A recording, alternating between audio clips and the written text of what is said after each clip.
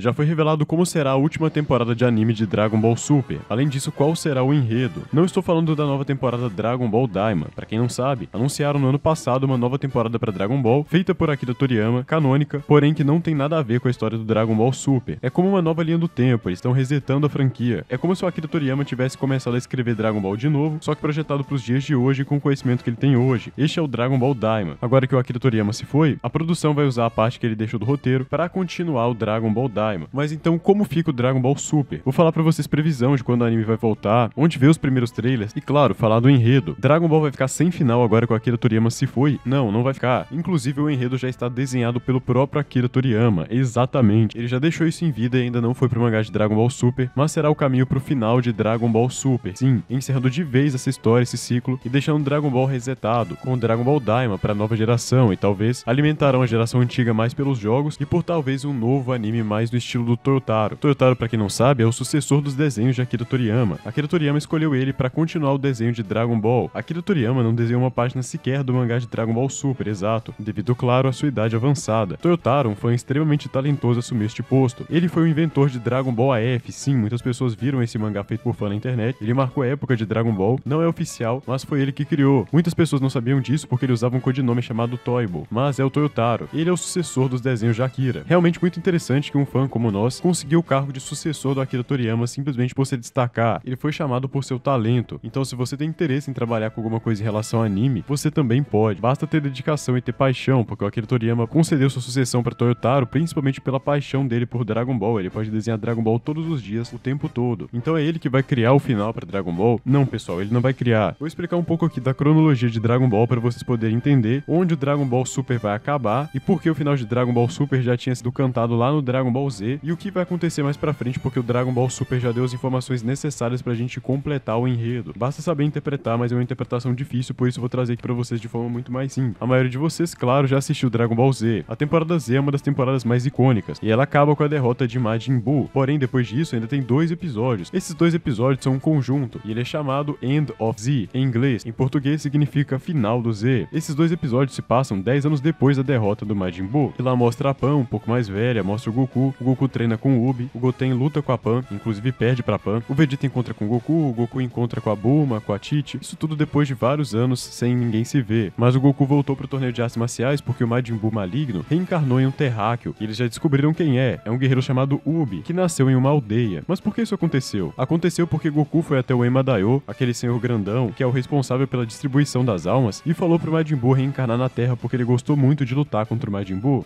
O Goku é assim. Então ele reencarnou como o Ubi, e ele é a reencarnação do Majin Buu maligno, o Kid Buu, que segundo o Dai Kaioshin no mangá de Dragon Ball Super, prestem atenção, olha quanto tempo eu tive que saltar agora. Só no Dragon Ball Super deram essa informação, por isso que eu tô falando que é de difícil interpretação. Mas voltando, o Dai Kaioshin na saga Moro de Dragon Ball Super afirmou que a parte maligna do Majin Buu é que tem mais poder, ou seja, os poderes mágicos do Ubi são superiores aos poderes mágicos do Majin Buu que tá lá junto com o Mr. Satan hoje, viu? Realmente incrível. No mangá de Dragon Ball Super também, Ubi deu energia pra Goku retornar ao instinto superior para derrotar o vilão Moro, que foi o principal antagonista da saga depois do Torneio do Poder, onde Goku luta contra Jiren, desperta o instinto superior e tudo mais. E tudo isso acontece nesse episódio de Dragon Ball Z, o End of Z. Porém, o End of Z se passa depois do Dragon Ball Super. Ué, mas um episódio do Z se passar depois de Dragon Ball Super? Exato, porque eles não quiseram continuar dali. Existe um anime de Dragon Ball que continua dali, do End of Z, que é o Dragon Ball GT, mas ele não é canônico, então não pode ser considerado aqui nas linhas do tempo originais, apesar dele ter seu valor. O Dragon Ball Super se passa 6 meses após a derrota de Majin Buu, e ele começa no episódio em que o Goku recebe uma maleta do Mr. Satan de dinheiro, mas o Goku recusa. O Mr. Satan insiste pra ele ficar. E bom, depois desse episódio tem mais um time skip, e agora estamos 4 anos após a derrota de Majin Buu, não se percam no tempo. E aí sim começa o filme Battle of Gods, Batalha dos Deuses, o filme do Bills, e Fukatsu no F, Renascimento de Frieza, filme do Frieza. Beleza. Depois disso tivemos algumas sagas, mas como vocês já devem ter assistido, vamos pular lá pro final do Torneio do Poder de Dragon Ball Super. Agora começa uma parte escrita pelo próprio Akira Toriyama, é oficial, é canônico, mas não tem animação, tem só no mangá, que é o mangá de DBS. Ele é a continuação do anime depois do Torneio do Poder. Exato. Depois do Torneio do Poder, ele tem um capítulo bônus, onde Goku explica para Meros, um novo personagem, um anjo aprendiz do Universo 7, a luta contra o Broly. Esse capítulo não tá no mangá, mas é um capítulo bônus, que é oficial também. Então, a título de informação, eu gosto de organizar tudo bem feitinho. Então, sim, o filme do Broly conta pro mangá. Muitas pessoas têm essa dúvida. Porém, no mangá, as coisas são diferentes. Não existe Broly Berserk, Broly Super Saiyajin verde, nada disso. Só Broly Super Saiyajin mesmo, contra Godita Blue. Algo mais clean. E após Após isso vem a saga Moro. A saga do prisioneiro da Patrulha Galáctica é realmente muito marcante, que traz como principal vilão Moro, um prisioneiro da Patrulha Galáctica que recuperou seus poderes mágicos, que foram selados pelo Dai Kaioshin milhões de anos atrás. Ele, inicialmente, é tanto quanto ou até mais forte que Goku e Vegeta. Resolvido o conflito com Moro, até com a aparição do Ubi e tudo mais, vem a saga do sobrevivente granular, um sobrevivente de um planeta chamado Shiriaru, planeta que foi destruído 40 anos atrás, toda a população exterminada simplesmente pelos Saiyajins, a mando, claro, do exército Freeza. Ele então quer vingança contra Freeza, claro, também contra os Saiyajins. Ele faz um pedido para um dragão para se tornar o mais forte do universo, consegue poder para isso, então começa o arco. Depois disso, vem o filme de Dragon Ball Super, o Dragon Ball Super Super Hero, até tem algumas coisinhas ali no meio, mas nada relevante, então não vou nem considerar. Então veio o filme Dragon Ball Super Super Hero, o filme do Gohan, onde Gohan desbloqueia a forma bestial e fica realmente muito poderoso. Mais pra frente no mangá temos mais lutas do Gohan bestial, inclusive contra o Goku, mas por enquanto ele está enfrentando o Cell Max, uma versão androide modificada de Cell. Ele foi feito pelo neto do Dr. Gero, o Dr. Hedo, a mando de Magenta, o novo presidente da Red Ribbon, aquela organização que era vilã no Dragon Ball clássico. Eles também criam dois androides, os androides Gama 1 e Gama 2. Eles são bem fortes